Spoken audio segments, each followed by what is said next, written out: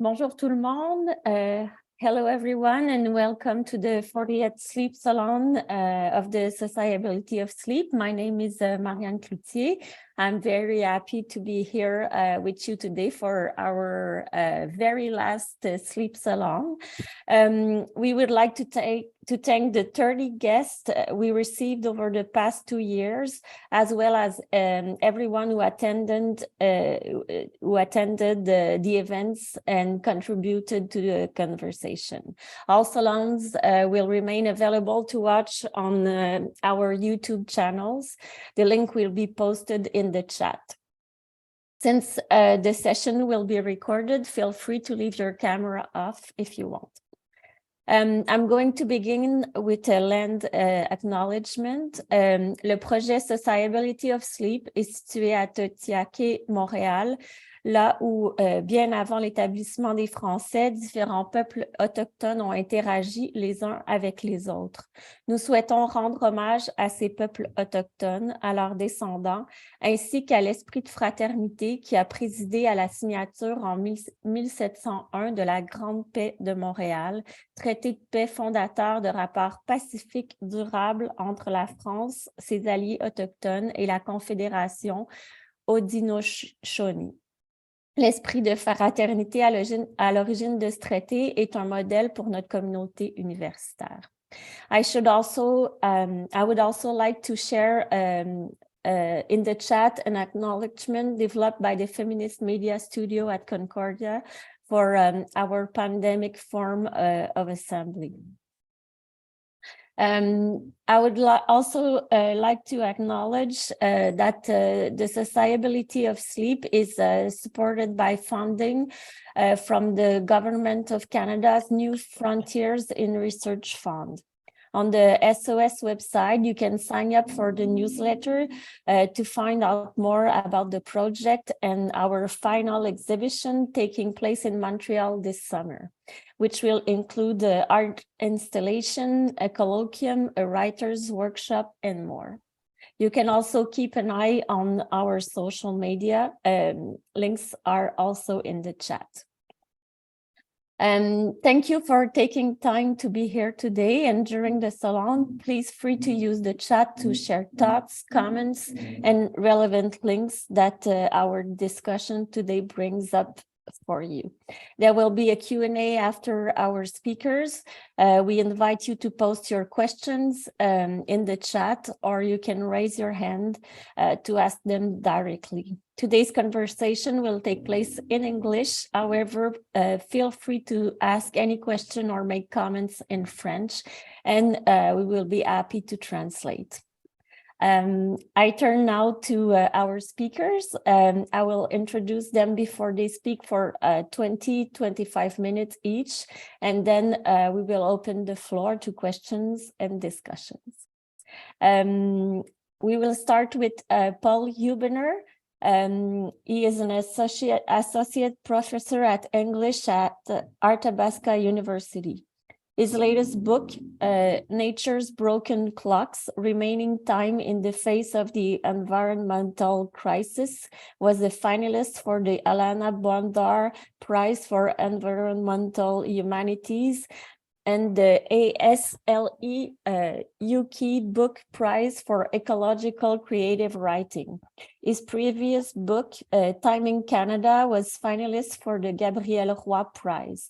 He is currently studying cultural representation of sleep in Canada, and his next book aims to help readers develop a critical literacy of sleep in a restless world. So you can start sharing your screen, Paul, if you are ready. Thank you. Thank you so much. Are the slides up on the screen? Yes. Thank you so much, Marianne, and thank you to Charlene and everyone at the Sociability of Sleep. It's a real pleasure to be invited here. And this has been a real series of events you've put together. Thank you so much. And to everyone here today, thanks so much for coming. This talk was written primarily in Vancouver on the unceded territory of the Coast Salish peoples, including the territories of the Musqueam, Squamish, Stalo and Tsleil-Waututh nations. And my work also has ties to Calgary on Treaty 7 territory and to Treaty 6 territory where Athabasca University is located. And right now my thoughts are with everyone facing the worst of the fires throughout these regions. I'm fortunate to be doing okay. I hope all of you are okay if you're in these areas. And I'm really grateful that we have the chance to be together today. In some of my previous work, I've used the term time socialization stories to refer to narratives that try to indoctrinate people into shared forms of social time. For better or for worse, time socialization stories teach us how to live within our cultural worlds. So what kinds of narratives can be understood as time socialization stories? Well, all of them. Anytime we encounter a text or narrative, whether it's a novel, a poem, an advertisement, a movie, we find ourselves facing a particular story about time. That's even true for texts that might not appear to address time in any explicit way. Every story develops an orientation toward time and tries to draw us into that. And in the humanities, through studying literature and other imaginative responses, we can develop a critical literacy of time. In my previous work, I've thought about these concerns as they relate to ecological collapse and social relations in Canada. But lately, though, I've been focusing on sleep, and I'm curious, what time socialization stories do we tell about sleep, and to what end? Specifically, I'm writing a book to try to illuminate the cultural figure of sleep in Canada in all its inequities and pleasures and hope. My expertise is in literature and culture in Canada, so this is my own way of trying to contribute to what I think many of the Sleep Salon speakers have been doing in their own ways, which at least in part is developing a critical literacy of sleep, not just with the goal of actually sleeping better, but also to confront the figure of sleep as a crucial site of struggle and gratification in our lives. Representations of sleep can challenge the cultural functioning of sleep and its configurations of power and thought. So the book that I'm writing looks at everything from Sleep Country Canada advertisements to Indigenous poetry about sleep to Statistics Canada sleep surveys. For today's talk, though, I want to look at climate change and think about the implications of a warming and inequitable world for people's nightly slumbers. I was really happy to see that the Sociability of Sleep group held a climate roundtable last month, because sleep and climate change are both major social preoccupations, but not enough work has been done to consider the links between the two. And I'm frustrated that I wasn't able to attend the roundtable on that day, but I can see that it brought together a really impressive variety of disciplines. And some of you here may have seen the Sleep Salon last year with Tiga Bryan and Sam Levine with their Perfect Sleep project. That one linked sleep with climate change in a way that was very insightful and also very funny. And you can watch the video if you didn't get a chance to see it. But I think the connections between sleep loss and climate change are going to continue to need a lot more attention in the future. Today, I'm going to offer a personal account of some climate-related sleep loss, which will open up into some thinking about the larger health costs of climate change in terms of sleep. And then I want to turn to climate fiction, because I think if we want to learn how to approach sleep in the age of climate collapse, we need to see how different forms of imaginative representation can reshape our thinking.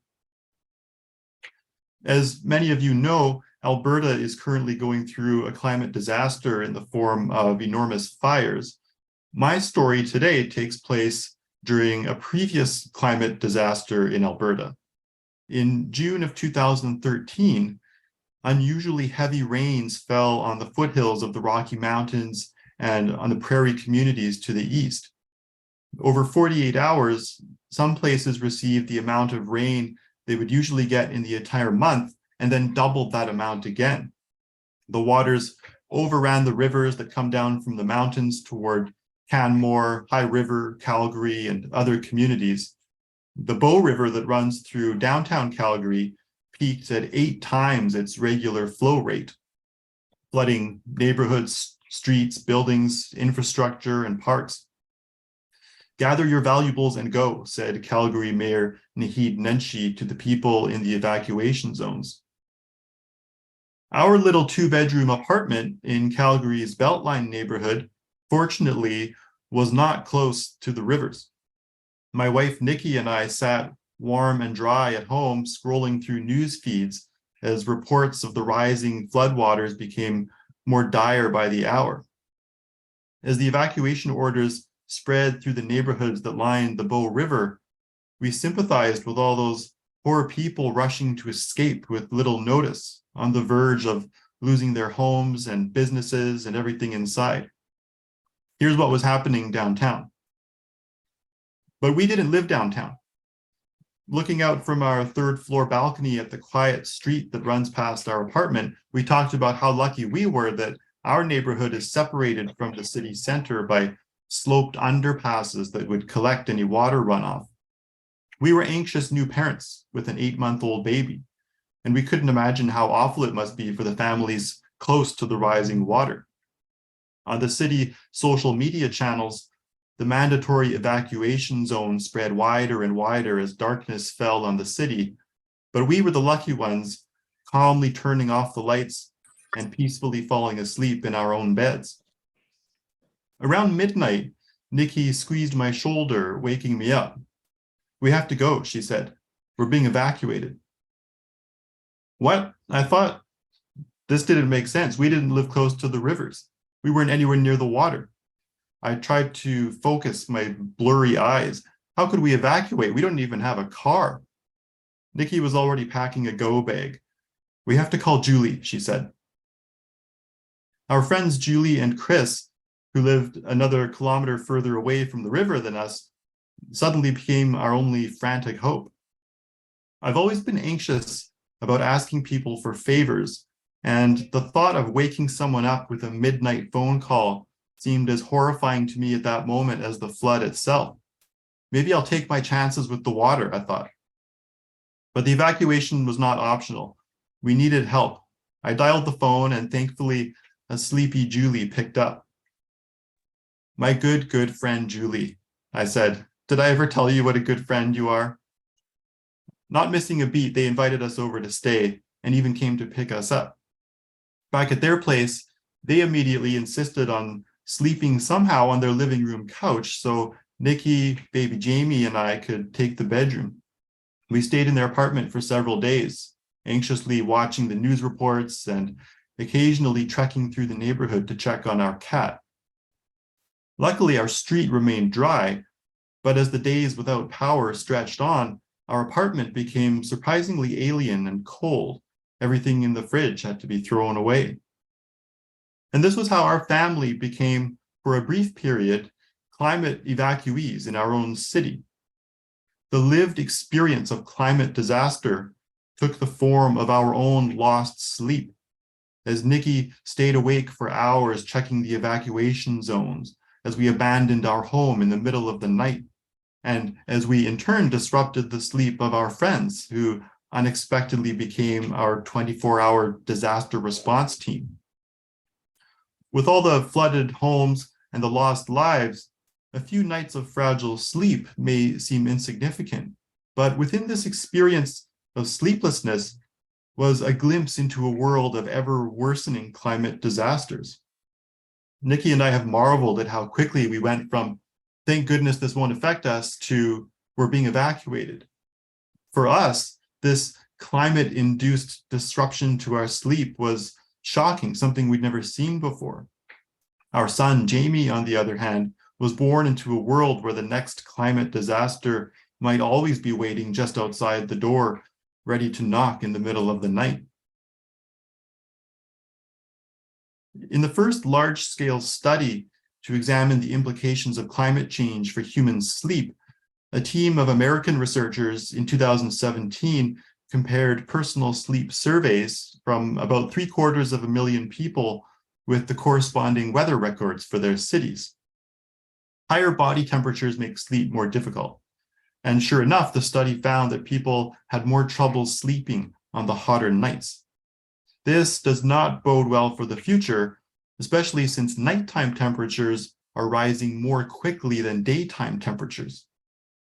In the United States alone, the researchers calculated a conservative average increase of 1 degree Celsius would result in nearly 9 million additional nights of insufficient sleep per month.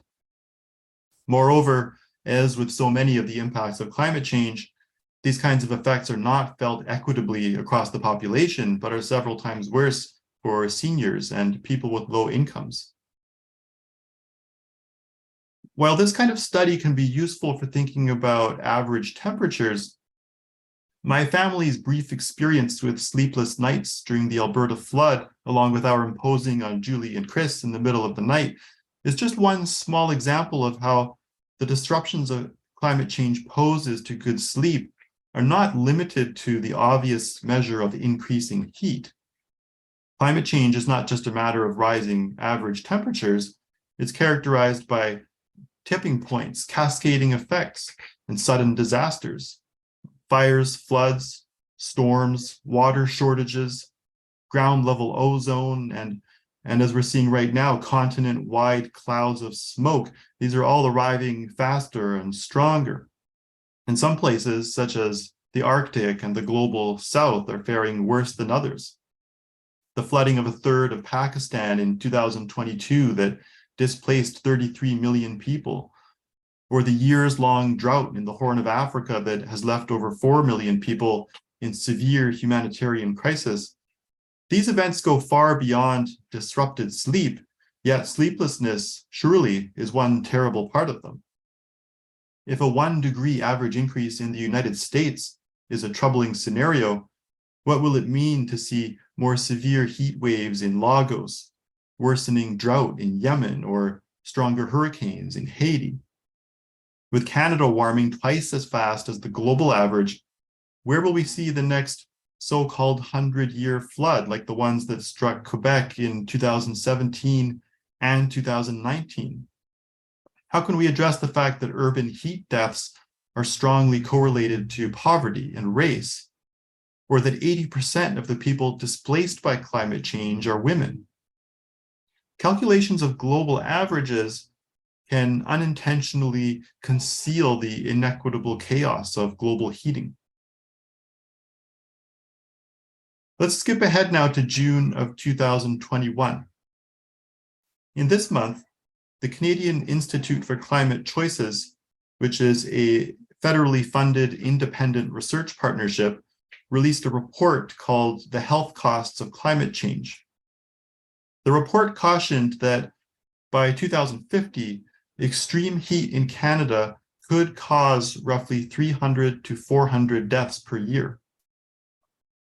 About a week after the release of this report, a stunning heat dome arrived in Western Canada, and the extreme heat killed 619 people in British Columbia alone over a period of 7 days.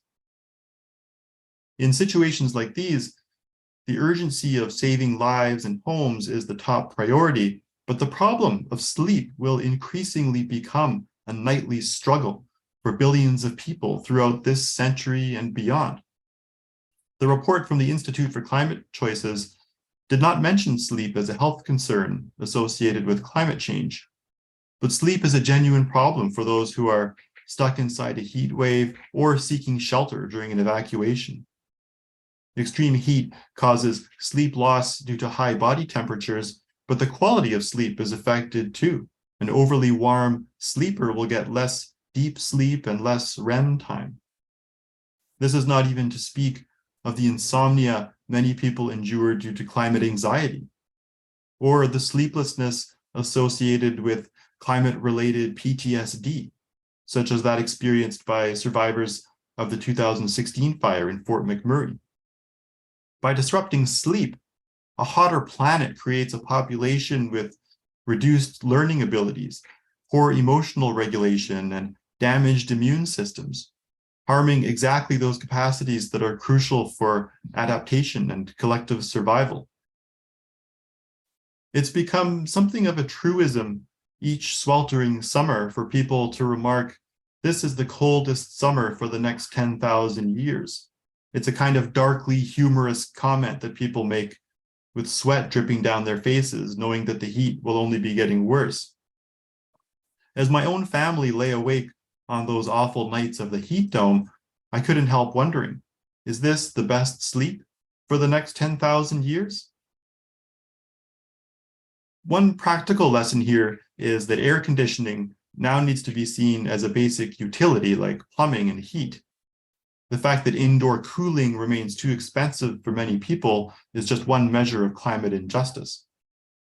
Even so, no amount of air conditioning can allow people to sleep at ease through a fire, a flood, or a food and water shortage. Taking strong action against climate change is one of the best ways to help us sleep easier over the long term, both figuratively and literally. But as Julie and Chris showed us during the flood, fighting climate change isn't just a matter of cutting fossil fuels or building bigger levees, as crucial as those things are. It's also a matter of caring deeply for others, even to the point sometimes of sharing our beds. In their own recollection of the Calgary flood, Julie says it could just as easily have been them landing on our doorstep that night. They tell us that far from imposing on them, we gave them the chance to feel hopeful about how we can all collectively take care of one another in an uncertain future. One of the lessons of the fight against global heating is that news reports and scientific data are not enough to bring about change. The scientific case for cutting greenhouse gas emissions was established many decades ago, but the collective force of imagination necessary to comprehend climate chaos and make big social changes has been slower to catch up. We should collect mountains of data, but learning to absorb and address a crisis is a matter of culture, not just information. If we want to learn how to approach sleep in the age of climate collapse, we need to see how different forms of imaginative representation can reshape our thinking. Much like actual sleep in the midst of global heating, the representation of sleep in climate fiction has received little critical attention. Probably the best known sleeper in Canadian speculative fiction is Snowman in Margaret Atwood's 2003 novel Oryx and Crake. Snowman was one of the last survivors after human society collapses. The first line of the novel, "Snowman wakes before dawn," has Snowman resting awkwardly in a tree, failing to sleep very well as the sun begins to peek up between the half-submerged, crumbling skyscrapers. The sun is a lethal figure throughout the novel, and our first introduction to this searing hot world is that the main character can't sleep well. Oryx and Crake is a somewhat fantastical novel, but interestingly, this problem with sleep is echoed in the opening scene of the realist climate novel, The Ministry for the Future, by American author Kim Stanley Robinson in 2020. Here, the protagonist, Frank May, finds himself in a terrible heat wave in northern India. Early in the morning, wailing cries fill the air as people were discovering sleepers in distress, finding those who would never wake up from the long, hot night. As the sun rises higher in the sky, the heat and humidity produce a wet bulb temperature at which the human body can no longer cool itself through the evaporation of water from the skin. Without the ability to regulate their body temperatures through sweating, people simply stop moving and die. Those who are still alive crawl desperately into the lake, which seems like the right thing to do, except that the water has risen above body temperature. They're already too hot to live, and the water heats them up even more. They were being poached. Many years passed for Frank that night. This, I think, is one of the most horrific and unforgettable scenes in modern fiction. Of these two works of climate fiction that both open with scenes of interrupted sleep during hot nights, Oryx and Crake is the outlandish sci-fi story, but it's Robinson's realist scene that is more shocking, more repulsive to the imagination. Atwood and Robinson both succeed in a very visceral way in helping our imaginations recognize how climate change affects sleep. And yet they're not alone. Literary scholar Diletta De Cristoforo, who quite a few of you know, notes that speculative novels that imagine a future without sleep tend to overlap with climate fiction in telling ways.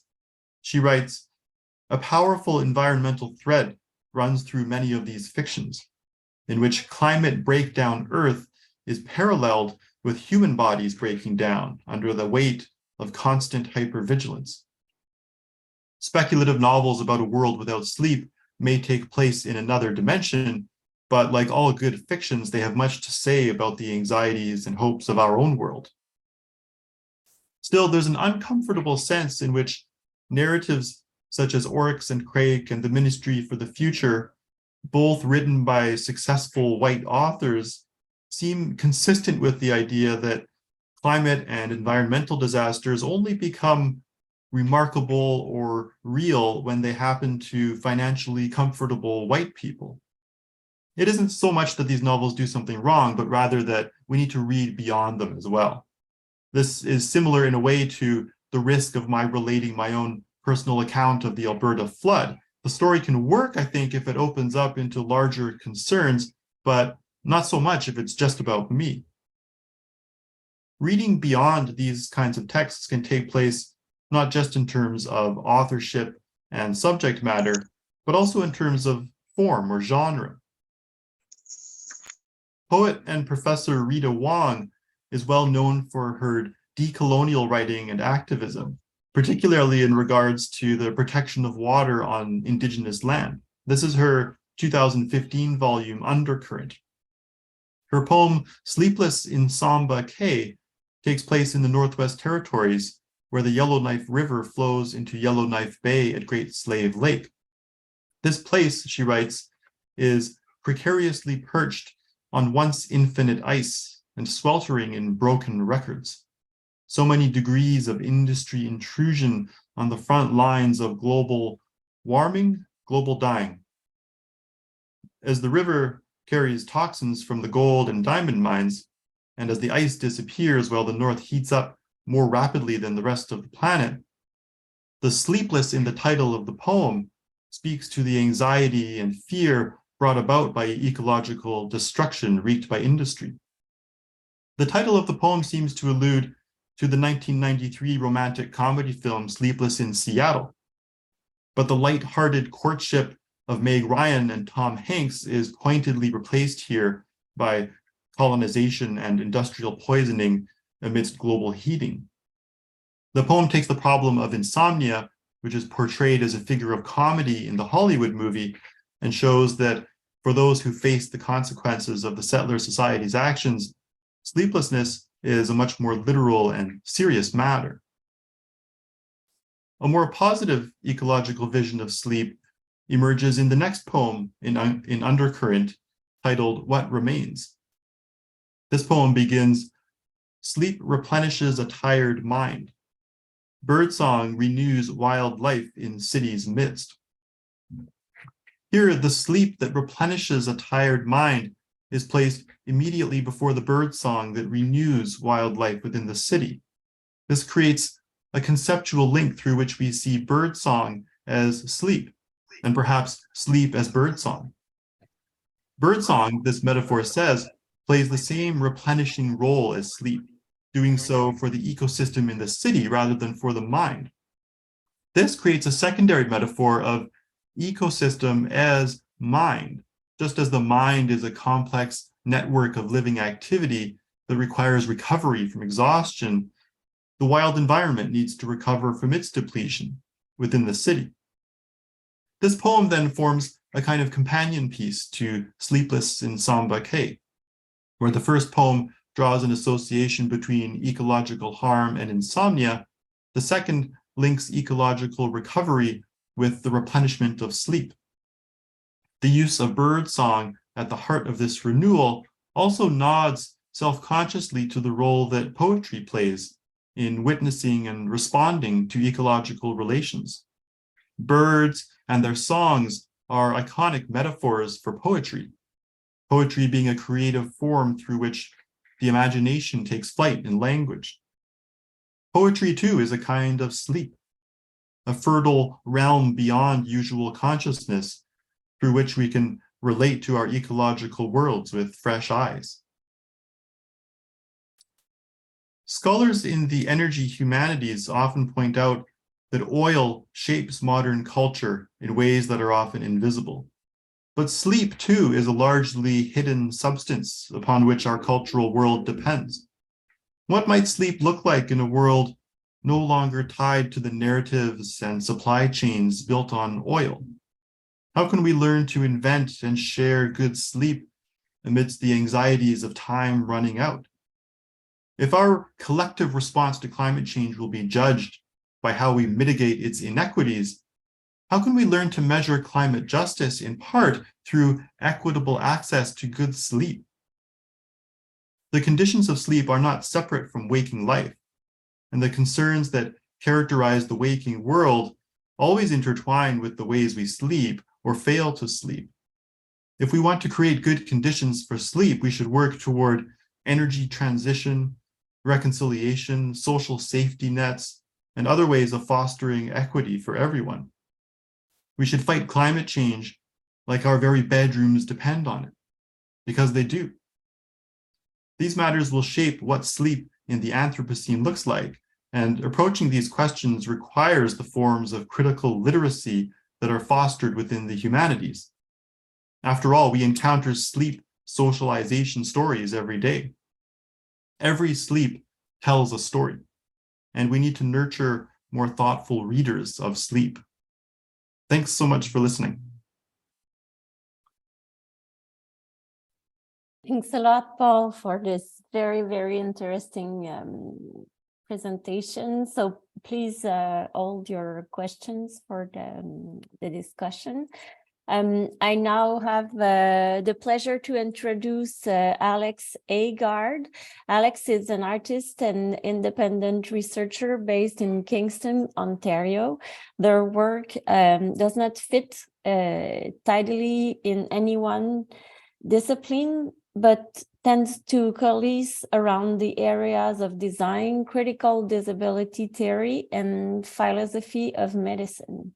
Time is a central theme to Alex's work, which they explore through a lens of lived experience of narcolepsy and energy-limiting chronic illness.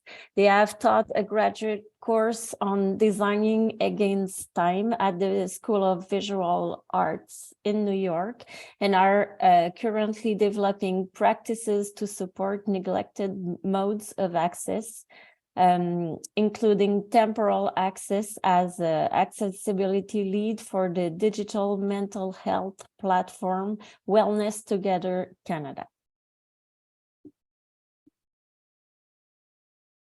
Thank you so much. And thank you for having me and for organizing these salons, which have been fantastic. Sleep is by far one of my favorite topics, as is time, and I do not get the opportunity to talk about them in relation to my research often enough. So I'm really excited to be here and grateful that you've invited me. To start off, I will say that I'm joining you from the traditional and unceded territories of the Haudenosaunee, the Huron-Wendat, and the Mississauga peoples. I'm based in what in colonial Canada we call Kingston, Ontario, southeastern Ontario.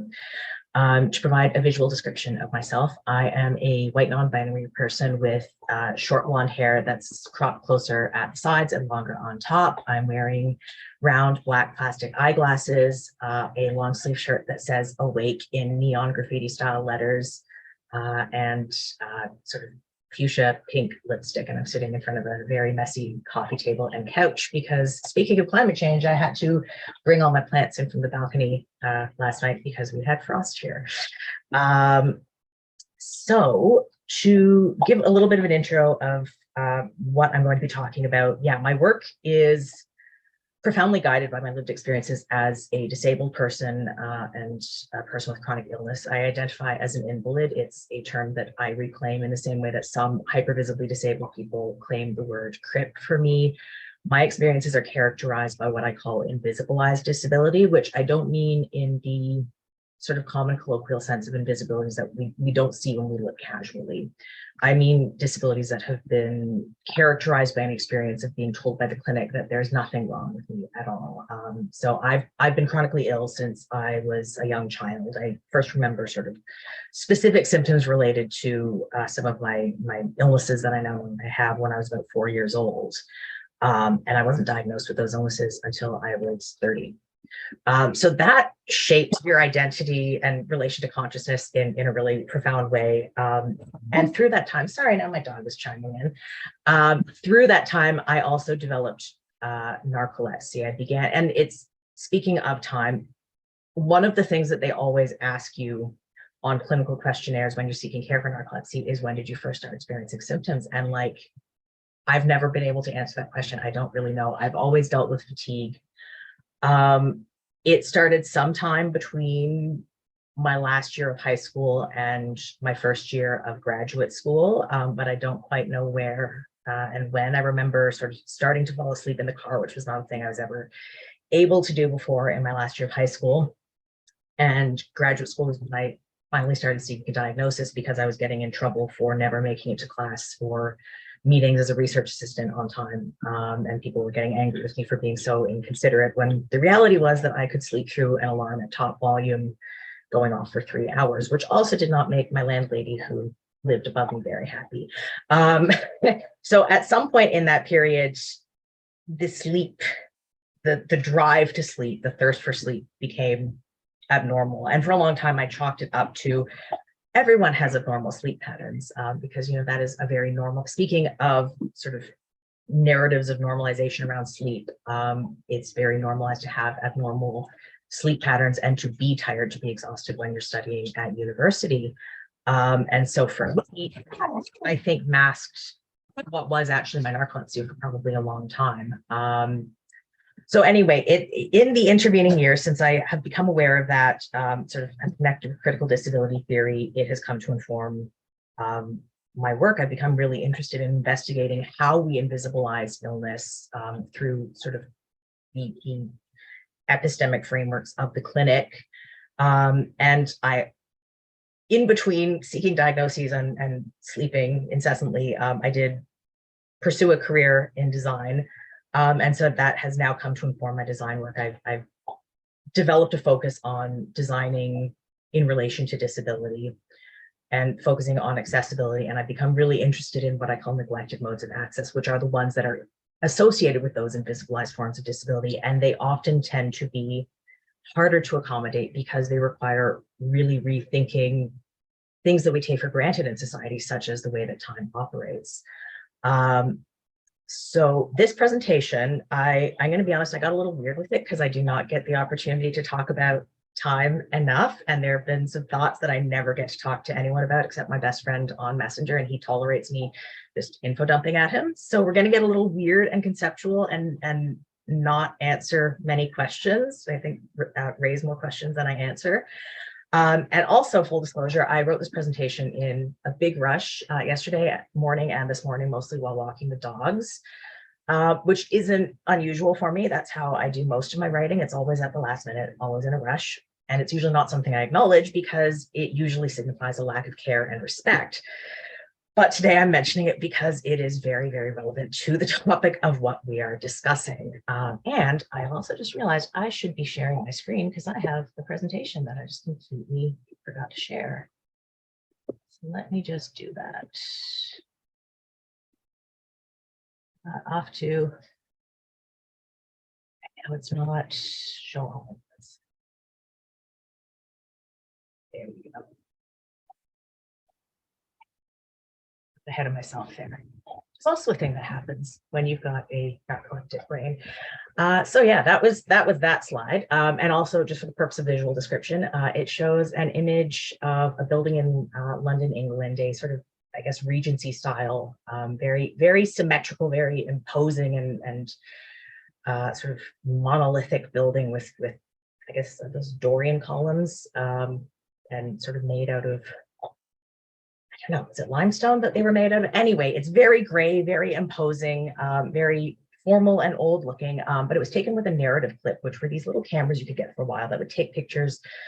You would wear them and they would just take pictures at predefined intervals. And so I like wearing mine around the city and exploring, and sometimes it would come up with these really interesting glitch images. So this building that is very symmetrical and very rectangular and very imposing is actually kind of doing a weird little squiggle dance kind of thing, because I happened to move while I was wearing the camera. And I am very fond of glitch imagery because it feels very analogous to the way that I exist in time and space as a narcoleptic person. I very often felt like I was glitching through space and time, and that's something I'm touching on a little bit.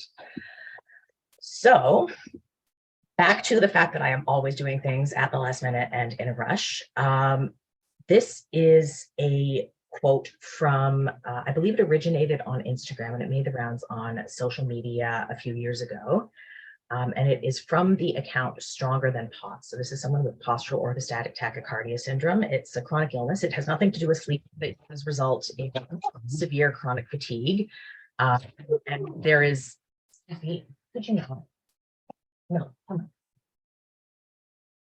And it does result in people having a similar experience of sort of lack of time. And so that's what this quote is about. It says, "My doctor recently asked me how many usable hours I have in a day. She told me that the average person, that the healthy person has on average around 10 usable hours a day. These hours can be spent going to work, getting errands done, and fulfilling other responsibilities. We realized that on a good day, I have around 4 usable hours with lots of rest in between. This really hit home for me because despite knowing better, I still try to keep up with healthy people. I try to squeeze their 10 hours of socially acceptable responsibilities into my 4 hours each day. The equivalent would be if a healthy person tried to fit 25 hours of responsibilities into their 10 usable hours a day. It also made me understand why I felt like time was slipping by me so quickly, because a healthy person has approximately 6 more usable hours a day than me, 42 more a week, and 186 more a month.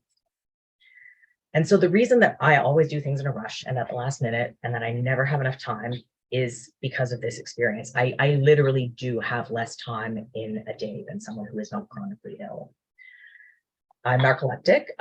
When I'm unmedicated, I also have an irregular sleep rhythm, which further complicates that experience of narcolepsy. And I also do have a handful of energy-limiting, auto-inflammatory, and chronic pain conditions. And in particular, the chronic pain condition over the last couple of weeks is what has been taking time away from me, or taking me away from time. So the ways that they affect my relationship to time are all similar, although my experience with narcolepsy was by far the most intense when it was unmanaged.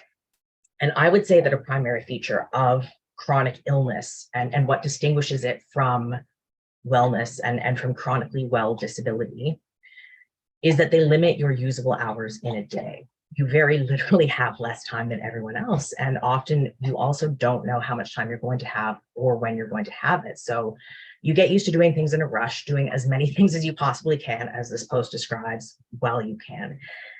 And because there are always more things to do than time to do them in, you end up in this state of what I call perpetual temporal debt. You're never ahead of schedule or even just keeping on top of things. You are constantly playing catch up. So, you know, I have an urgent to-do list, and I have several to-do lists, one of which is sort of urgent items, and I am not even keeping up with the urgent to-do list at the moment. And I've learned, like, that's just something I have to live with. It does not stress me out as much as it used to, but it used to be incredibly distressing.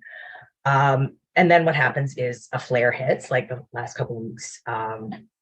I was dealing with a flare-up of my chronic pain, and you're plunged even further into debt. I was actually starting to catch up the previous month, and then, yeah, just something happens.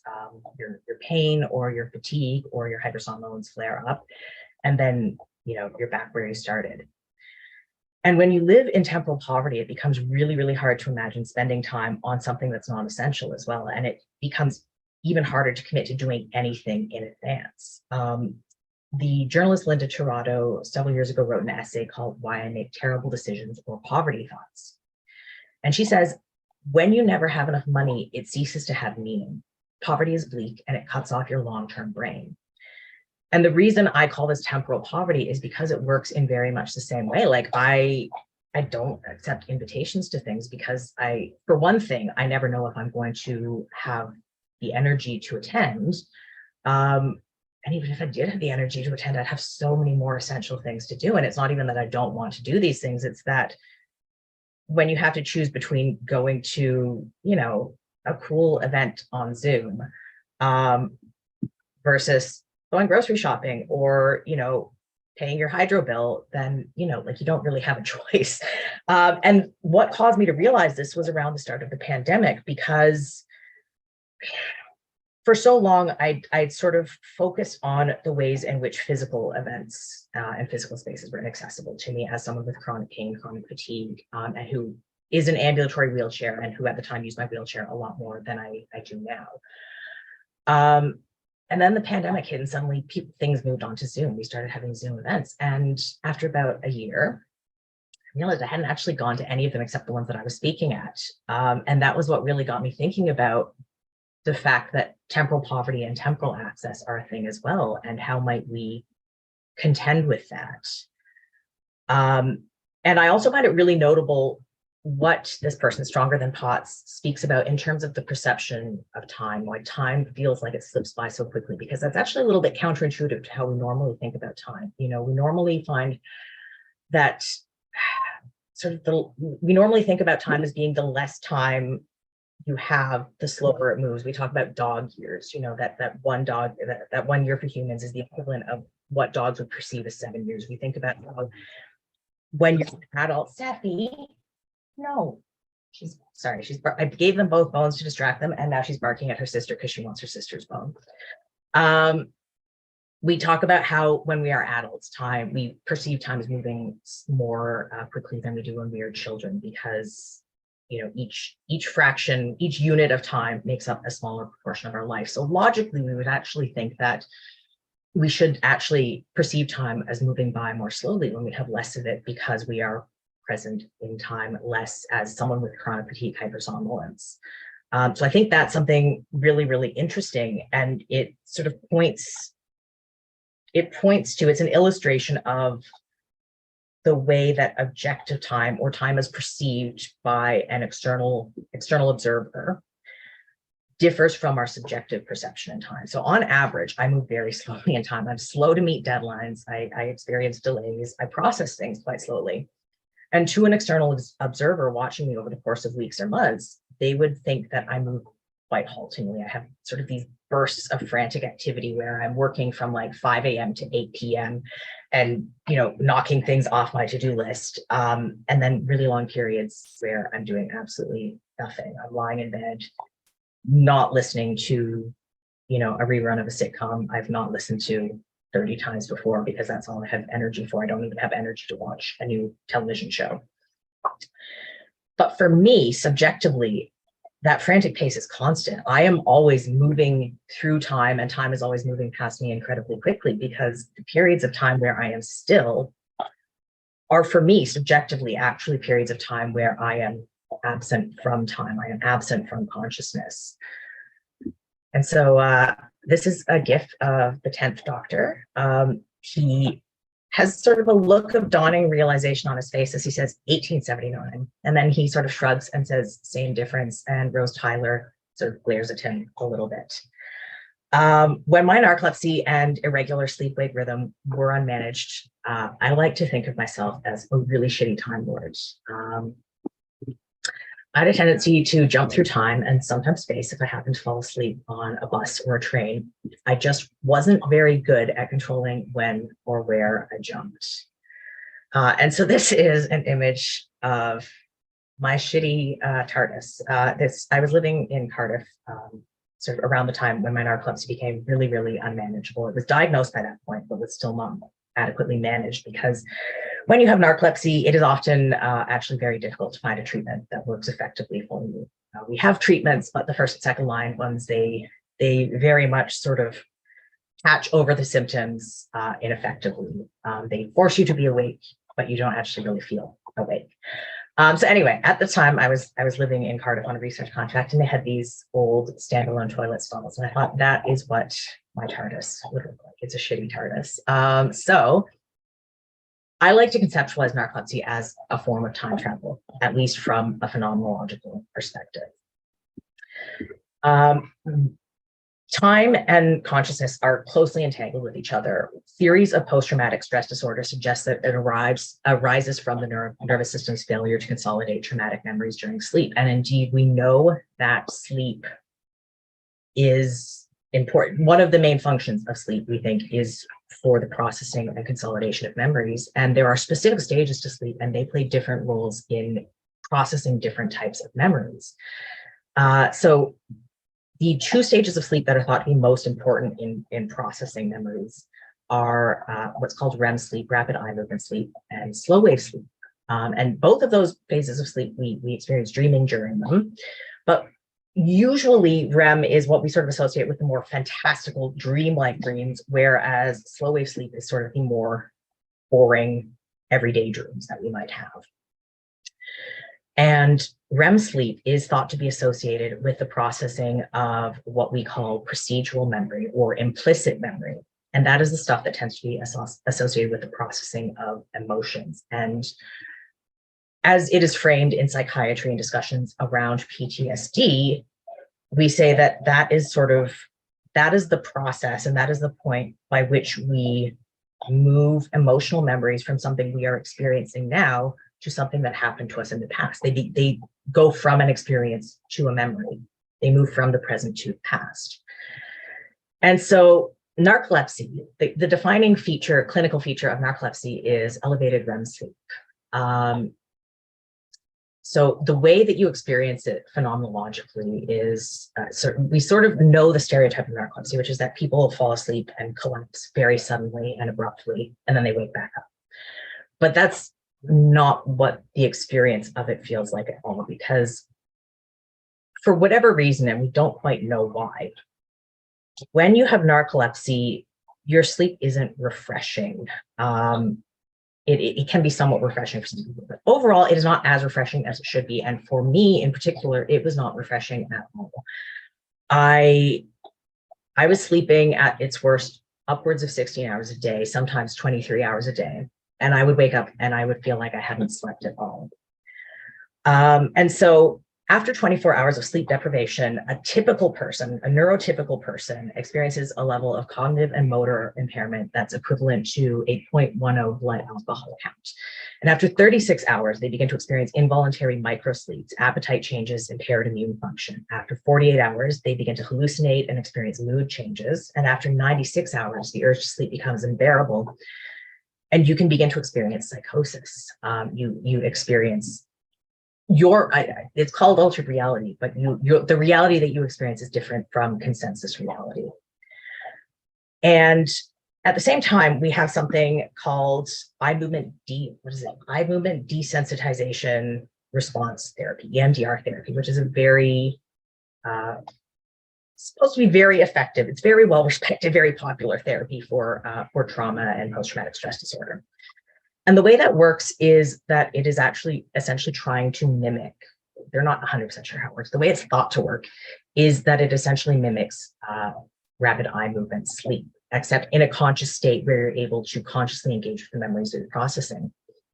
But it's really interesting because when we talk about post-traumatic stress disorder, we talk about flashbacks, and essentially we talk about how the past is blending with the present. We're still stuck in the past while we're existing in the objective or external present. And so essentially, I would say that from a phenomenological perspective, from maybe an ontological perspective, you could characterize rapid eye movement sleep as what constitutes that boundary between past and present for us. And when you experience narcolepsy, when you are experiencing rapid eye movement sleep while you are ostensibly conscious, so rapid eye movement sleep constitutes the boundary between past and present, but then narcolepsy is what breaks down the barrier between sleep and rapid eye movement. So effectively, you are constantly flipping back and forth between past and present. You are displaced in time. That is very much what the phenomenological experience of narcolepsy is the urge to sleep. The way that my body felt when my narcolepsy was unmanaged, when I was experiencing sleep attacks, was really difficult to describe. But the way I always imagined it to myself was that it is what it would like to feel, what it would feel like to stand on the event horizon of a black hole. You're being torn apart at the atomic seams, and it's horrifically painful, but not in a way that's like any other physical or emotional pain. It's the pain of your consciousness being ripped away from your body, being out of time, existing out of time. And so I think it's terrible, but it's also really, really interesting from a perspective of what it can tell us about how our brains work, and also maybe what it can tell us about how time and consciousness work in relation to the external universe. In terms of how brains work, it was really interesting because I began to notice in an embodied way the pattern recognition algorithms and sort of memory storage and coding of my own brain, because one of the things that you experience with narcolepsy is what's called hypnagogic hallucinations, which is essentially dreaming in real life. And so the drip coffee machine on the kitchen counter, I would sort of look over and all of a sudden there would be a skull sitting on the counter because the drip coffee machine was white and it had these two black knobs and then this sort of gaping area where the glass carafe was. And so out of the corner of my eye, suddenly there'd just be this big skull sitting on the counter. And for that was really interesting because that actually gives you insight into like how your brain is encoding pattern recognition. And similarly, I would have dreams where I would spend hours running errands in a grocery store or riding transit. And I'd be going through stations that I knew which stations they were, but they also didn't look anything like the stations did in real life. They wouldn't be in the same orientation relative to each other. They would have different features and different architecture. And that was really interesting too, because that provides some very material, very embodied insight into how my brain was storing and reorganizing things as it passed from present experience to past memory. And so the other thing that is interesting is that because of this phenomenon where you move differently in time from people, it sort of suggests that consciousness is both entangled in but somewhat separate from time. And so a thing that I have been thinking about for a long time is the extent to which we can conceptualize brains as brains, brains in the sense of the organ that is inside of our skulls, and brains, B-R-A-N-E, in the sense of the concept from theoretical physics. So what is a brain? B-R-A-N. A brain is how we conceptualize how something from lower dimensional space gets extended through higher dimensional space. So if we imagine a particle, we drag that particle through a second dimension. A particle is just a tiny, infinitesimally small dot, but we drag it in one direction and suddenly it becomes a line or a string. And we have that line or string, we drag it in a third direction and suddenly we have a sheet, or what's referred to on this diagram as a world sheet. And that world sheet is a sort of infinitely thin, two-dimensional, imagine it as a sheet of paper. And then you move that through a third dimension and suddenly you have a volume, you have a rectangular prism in this sense. And so the brain is anything from 2 dimensions on upwards. And then as it moves through higher dimensional space, it creates some other kind of entity. And so, so essentially we can think these theories talk about how things relate to each other in terms of theoretical physics and quantum space, but I think they're also useful because we can think of them in an inverse way. We commonly talk about how brains can sort of be related to higher dimensions in terms of how we drag them through a dimension and what shape we create. But I think that actually reverses causality in terms of how it's useful to think about consciousness. Because we can also think about how a lower dimensional object can enclose a higher dimensional object. If we think about the way I remember Stephen Hawking describing it when I read A Brief History of Time in high school was that a brain can be envisioned as the surface of the earth, but just the very surface of the earth. And if you peeled it off the earth somehow and spread it out, it would be flat, like a map, essentially. But it is instead wrapped in 3 dimensions. And so it is a brain enclosing that 3-dimensional space of the earth. And so you can think about a 3-dimensional object as enclosing or representing a 4-dimensional entity, a 4-dimensional set of interactions. And so, for example, here I've got a cross-sectional, a microscopic image of a cross-section of a tree stem, an image of a halite or sodium chloride crystal, and then an image of the galaxy bromine. And so a halite crystal, for example, is a 3-dimensional object, but we can think about it in terms of it is both the encapsulation and a point in time of 4-dimensional of time-based processes. So the first, we have 3 dimensions, which are what we normally think of space, and then we have time. The 4 dimensions are space-time. And so we can look at this halite crystal as a culmination of chemical reactions, which are fundamentally 4-dimensional processes. A process is a 4-dimensional entity, and it produces this 3-dimensional thing. And you can either look at that as a cross-section of whatever's happening chemically in that space. In that moment in time, it is that 3-dimensional object. You can also think about it as an encapsulation of all of these 4-dimensional processes that have come together to cause these ions to interact with each other and to assemble into a mineral structure. Similarly, if we think about the surface of the Earth, I would actually bump it up a dimension and say that it's not a 2-dimensional surface enclosing a 3-dimensional space. It is a 3-dimensional surface. If we just think about the geological surface of the Earth, it is a 3-dimensional entity enclosing all of geological space-time. And we can see those processes. We can see the way that geological space-time warps that 3-dimensional object through the formation of minerals, through the formation of mountains and geological formations. And so I think similarly, this is the question that I cannot answer yet, but that I would like to spend more time thinking about is, how might it be useful to think about consciousness in relation to time as a brain, as something that is encapsulating something higher dimension, or something that is essentially taking a cross-section of something that is happening in what would essentially be 5-dimensional time? Because if we think of consciousness, it is a 4-dimensional something, because we have consciousness of time.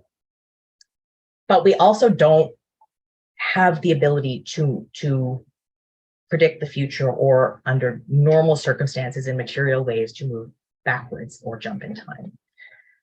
So that suggests to me that we are within that 4-dimensional space, but that the ways in which, phenomenologically speaking, we can jump in and out of time as a consciousness, not as a human body, mind you, but as a consciousness, our perception of time actually is fragmented across objective time, if there is such a thing.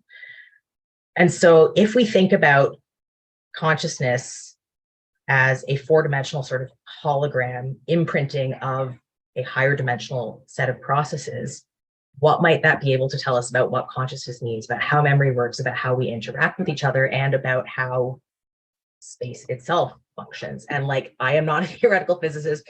This is, for me, a useful tool for thinking through consciousness as a philosophical question. I will say that I'm not arrogant enough to think that I've come up with a great theoretical physical concept here, but I think it is a useful model or metaphor for thinking through what consciousness is and what it means. And why is any of this useful?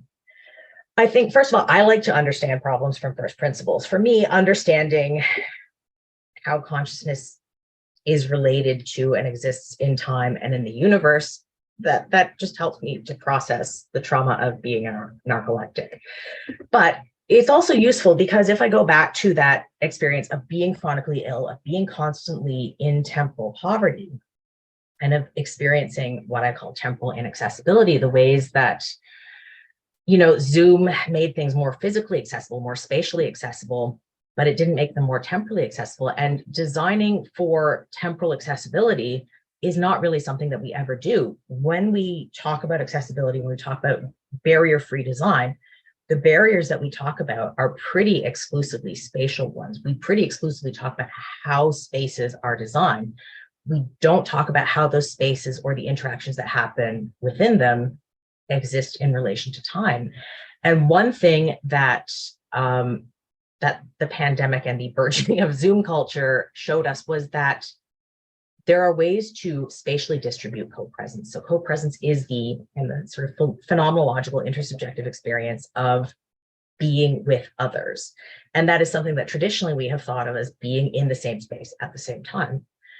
But with Zoom events, with sort of culture happening virtually now, I think we've come to realize in a visceral, tangible way that we can have spatially distributed co-presence.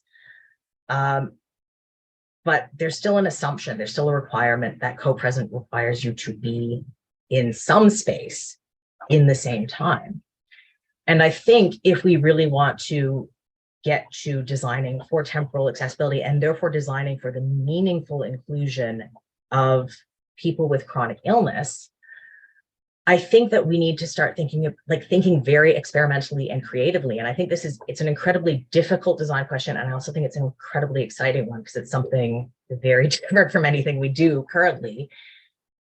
What might it look like to design for temporally distributed co-presence? And again, this is not a question that I have a good answer for. It's just a question that I have had time to ask, but have not yet had time to figure out an answer. But I'll sort of close on a note of one effort that I have made, which is for my birthday this year and forever onwards. I decided to hold a party that was regrets only. And so the party very specifically did not happen on December 9th from 7 to 9 p.m. And you could not attend. You could only send your regrets. And you can still send your regrets at any time that you ever want.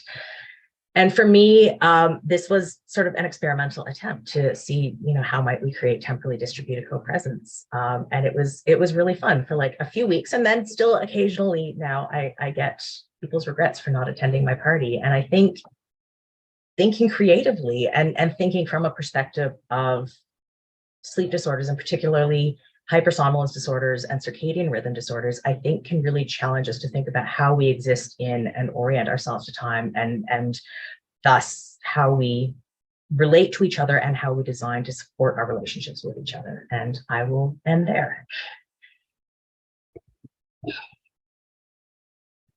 Thanks a lot, Alex. Thank you thank you so much to our two speakers. We now have a little bit less than 20 minutes for discussion, and we'll try to get as many questions as possible. So if you have a question, please write it down in the chat and I will read it out loud, or you can also use the raise hand button and ask your question. Please try to keep your questions succinct so that we can get as many as possible, and feel free to use the chat to continue the conversation.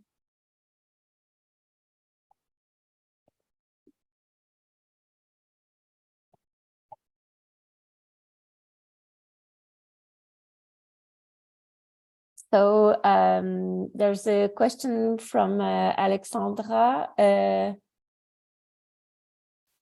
I don't know if it's really a question or a comment, but she said that she would love to hear more about potential ways to design for temporal accessibility. And she said also thanks to Paul and Alex. Yeah, I would say it's very much still an open question to me, but I think for me, surrealism is an aesthetic that has a lot of resonance. And I think that sort of tapping into that sort of surrealist Dadaist approach can be very useful in terms of creating a useful mindset. I think there's a lot of resonance between experiences of Well, I mean, it makes sense. Surrealism is very literally essentially about an aesthetic based on dreams. So it makes sense that it resonates a lot with the experience of being a narcoleptic and sort of being somewhat lost in time and consciousness. And I think that sort of creative, playful, experimental, sort of fantastical orientation to time is a useful starting point. Like I think we need to become experimental about it, because time so implicitly, as Paul mentioned, time so implicitly structures everything we tell ourselves about how we socialize. It is so embedded within society, this sort of normative orientation to time, that to challenge it, it's very hard to challenge it in sort of an explicit and structured way. And I think it requires play and creativity and experimentation. That said, from a practical perspective, one thing I've become really strongly advocating for, which I am so glad that you all are doing, is providing recordings and or transcripts of events. Like that is, it's not achieving co-presence, which I think is the exciting thing and the goal, but it is achieving at least a level of basic access for people, which is, it is also an incredibly important starting point. So. Thanks a lot. Alana? Hi, thanks so much for those really fascinating talks. And I like getting weird about time too. And Alex, I send my regrets for your party, because I think that's also just a beautiful idea. And I really appreciate this this discussion of sort of non-synchronous co-presence, which I think is a real affordance of thinking about sleep in general, right? Even all our really intimate experiences of sleep are often about certain kinds of desynchronicity, but also a kind of co-presence that I think is not the usual way that we think about being together, which is, of course, what we're all about in this project. So thanks for lots of different ways of thinking about these kind of distributed relationalities. Even Paul, when you were talking about your friend saying, well, that could have been us, right? So this idea of what it means to be together in the face of climate change. I really enjoyed this talk. And one thing I was thinking about is that both of you were talking about relations to futurity in ways that I think of as as different than some of the ways that we normally think about it. The way that things like climate change or time socialization, which is a concept I'm going to be stealing a lot, and temporal poverty, also one that I will be stealing a lot too, really condition our sense of an open future. And thinking about particularly the way that the idea of the kind of openness of the future, which is so much about a utopian mode of thought, can be conditioned and altered by our experiences of sleep. And I think a lot about sleep as, and I'm sorry to go on and on about this, but I'm really interested in these questions, thinking about the kind of affordances that sleep provides us for coming up with alternative imaginaries of futurity, particularly in relation to questions of social justice. Sleep is both, I think, maybe our most intimate relation to a sense of open futurity, because we do it over and over and over again in our life. There's always going to be a next sleep. And as someone with unruly sleep myself, I never know how sleep is going to go. So I'm always not sure what's going to be on the other side of sleep. And I just wondered if you could say something a little bit more about sleep as a particular kind of time form of futurity, particularly in relation to utopian or maybe, I'm not very sure about the utopian dystopian binary. Actually, I often think that when we're talking about questions of social justice, that binary is not helpful because so many people are already living in a kind of dystopia. So kind of ideas of the dystopias in the future never really helps us think about what's happening right now. But some of the ways that you might think about sleep's affordances for thinking about the question of futurity as a kind of time form.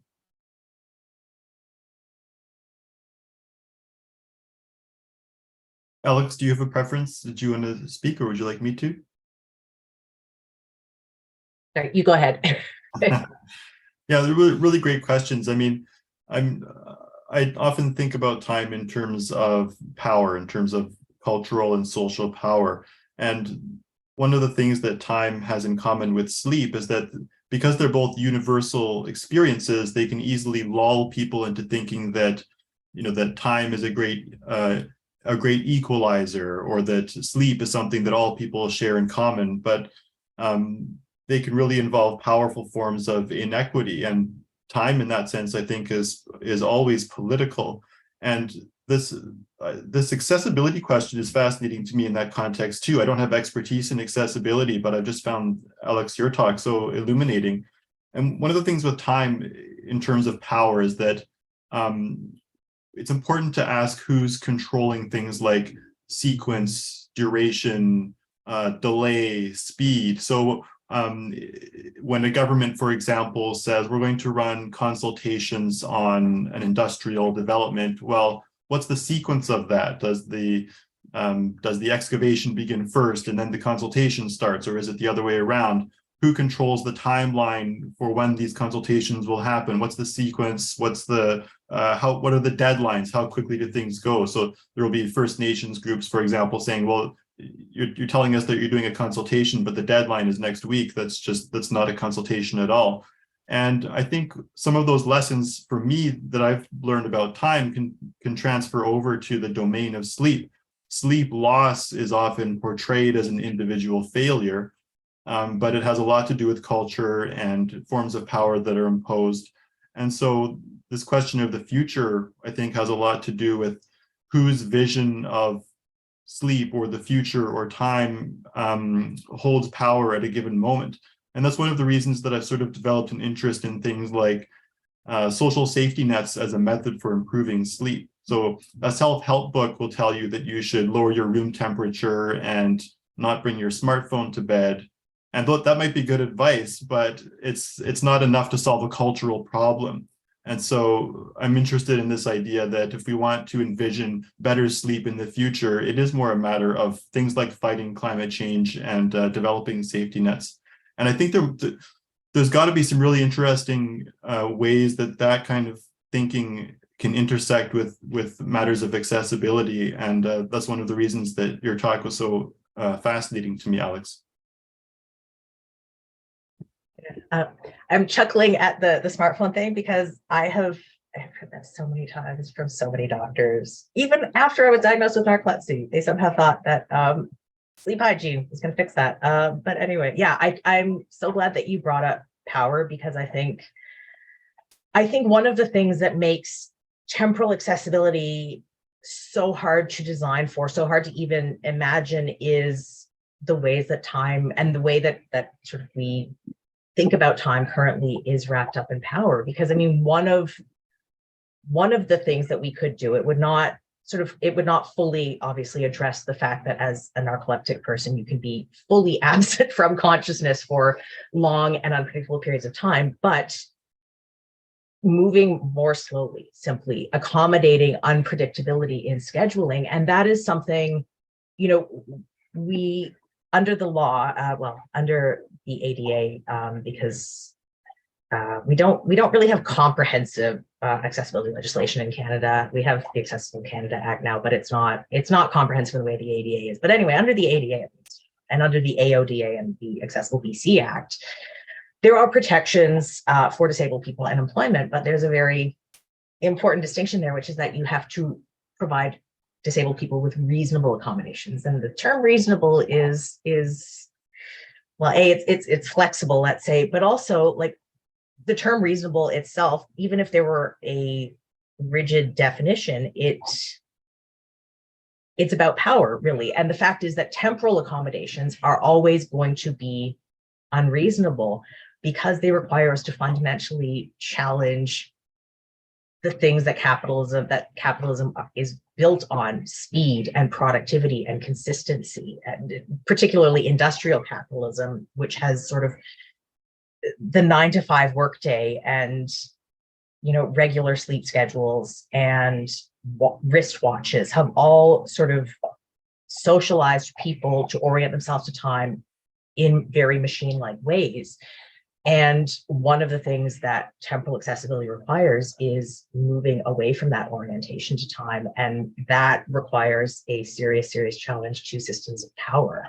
And I think, I think that is both why we take time so for granted and also why it's so hard to imagine anything else. And also, in terms of futurity, one thing that I always want to see, and that might be a really interesting exercise for imagining temporal accessibility, is, it always bugs me that Star Trek and Star Wars and Mass Effect show species from different planets with presumably very different night-day cycles and very different circadian rhythms coexisting on a spaceship with no consideration for the differences in circadian rhythms that everyone has. And I would really love to see a work of speculative fiction that just examines being on a spaceship with people with very different circadian rhythms and how that would work.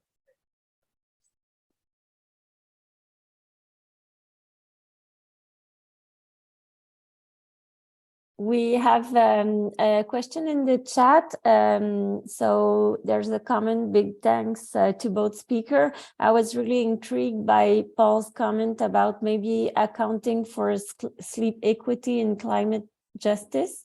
If I understood it right, I'm very curious about what ongoing work is being done to understand sleep access in more detail. Where can I learn more, or how could I engage more with that idea? Yeah, thanks for the question, Kit. And I see Alexandra's response. Yeah. That, the Hot Takes Roundtable, I don't know if it's on YouTube yet or will be soon. But the Sleep Salon series has run that climate change and sleep roundtable. But also, if you go onto the Sleep Salon YouTube channel or website, some of the previous events in this series have had scholars who are maybe not always talking about climate change specifically, but whose work I think is really relevant. So Cressida Hayes, for example, is a philosophy and political science professor, and they study art, literature, news media reports to make the argument, at least in their work that I've seen, that representations of sleep tend to be used within what Cressida calls existing scripts in terms of class and race and gender stratification. I think that kind of approach is really illuminating, and I'm interested to think about how that kind of idea can be applied to the matter of climate change, because outside of that Hot Takes Roundtable, I haven't seen a lot of people talking about climate change and sleep. So there's some, and Benjamin Rees, who also I think gave a talk in this series, talks about it a bit, about how he says that the forces that are perceived to have damaged sleep over the past century are often the same ones that are damaging ecological systems. So there is some interesting work out there, but I think it's an area that needs a lot more attention. Oh, Diletta De Cristoforo, yeah, who also has been involved in this series and who I mentioned in my talk. Yeah, she does amazing work on fiction about speculative futures where sleep has been extinguished and how that overlaps with climate fiction. Yeah, so there is some stuff out there. Yeah, thank you. Thanks a lot, Paul. We maybe have time for one last question. Anyone? Maybe I can ask something to you, Paul, again. I don't know if since you thought about you told us about anxiety linked to climate change, and we know it affects a lot young people. Have you seen a change in literature and maybe more young voices taking space, or maybe I don't know if my question is clear, or characters in novels or something like that that are or in that are maybe younger, or have you seen any changes about this kind of perspective on insomnia and anxiety related to climate change? I don't know if my question is clear. Yeah, well, it is a good question because it's a big preoccupation, not least for young people. I think if people who studied things like climate fiction maybe 10, 15 years ago often thought about climate fiction as being speculative and taking place in the future, and we still have books like that. But I think we're also at a point now where any book that is a realist book about our present day world whether it's particularly interested in climate change or not, has to incorporate that part of our world. That's just part of realistic fiction now. The anxiety problem is a really big problem, and there are some works out there that try to talk about how to approach climate anxiety and how to reduce it. Again, not necessarily focused specifically on sleep, but there should be a lot of work being done there. One of my colleagues in Alberta, Rob Boschman, who teaches at Mount Royal University, made a comment one time that really stuck with me. He said, if we live in a time of terrible crisis, that means that there's important, meaningful, fulfilling work to be done. And I think it's important to portray it that way. I'm running a course right now on literature and the environment, and it's difficult to teach that kind of material with a sense of hope or purpose in the face of so much disaster. And that's one of the things that I spend time thinking about. How do I achieve that balance of being realistic and telling it like it is, but also allowing for a sense of hope and optimism. So Rob's comment really sticks with me. There's important, meaningful work for us to do, and that's something we can cherish, I think. And what is the response of your students to these courses? I think it probably depends on the day. I think it's like that for a lot of us. I don't think we get to choose between hope or despair. I think they both claim us at different moments. Thanks a lot. Is there any other question? Okay, so we are pretty much out of time. So thank you to our speakers and to all of you for joining us today for one last time. Please find all the details about our socials and upcoming events in the chat. Thanks a lot.